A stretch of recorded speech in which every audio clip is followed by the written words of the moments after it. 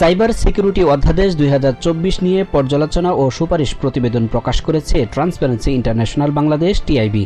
প্রতিবেদনে সহায়তা করেন মালয়েশিয়ার মালয় বিশ্ববিদ্যালয়ের সহযোগী অধ্যাপক এরশাদুল করিম। অনলাইনে যুক্ত হয়ে সাংবাদিকদের সামনে প্রতিবেদনটি নিয়ে বিস্তারিত তুলে ধরেন তিনি। টিআইবি নির্বাহী পরিচালক বলেন, সাইবার সিকিউরিটি অধ্যাদেশ প্রণীত করা সরকারের যে অঙ্গীকার তা পূরণ হয়নি। খসড়ায় অংশীজনদের মতামত প্রতিফলিত হয়নি বলেও জানান তিনি। অবশ্যই সকলের সাথে অংশগ্রহণ প্রক্রিয়া হয়, এই অঙ্গীকারটি সরকার করেছিল, কেন সেটা থেকে সরে আসলো সেটা আমাদের কাছে গ্রহণযোগ্য নয়। আইন কমিশনকে কেন এর মধ্যে সম্পৃক্ত করা হলো না বা হবে না, সেই প্রশ্নগুলো আমাদের মধ্যে আছে, আমরা উদ্বিগ্ন এই বিষয়টা নিয়ে। সাংবাদিকদের প্রশ্নের জবাবে তিনি বলেন, এই খসড়ায় আমলাতন্ত্রের আধিক্য দেখা গেছে।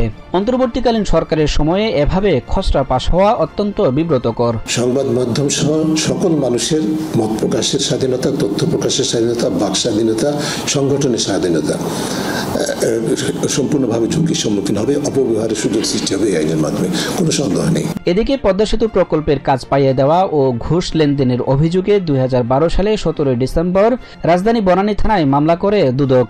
2 বছর তথ্য প্রমাণ না পাওয়ায় মামলাটি চূড়ান্ত প্রতিবেদন দাখিল করা হয়েছিল। এবার নতুন তদন্তে অনিয়মের তথ্য প্রমাণ পাওয়ায় মামলাটি পুনঃতদন্তের সিদ্ধান্ত নিয়েছে দুদক। মঙ্গলবার সংস্থাটির প্রধান কার্যালয়ে একথা জানান কমিশনের মহাপরিচালক আক্তার হোসেন।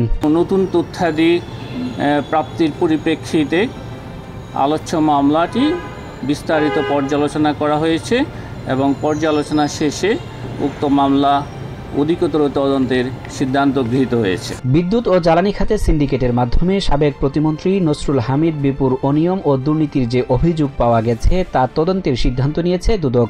এছাড়া 6,000 কোটি টাকার সম্পত্তি ছেড়ে আত্মগোপনে যাওয়া রাজশাহী সিটির সাবেক মেয়র খায়রুজ্জামান লিটন সহ 8 জনের বিরুদ্ধে অনুসন্ধান করবে সংস্থাটি। Sajjad Hussain, TVN24 news desk.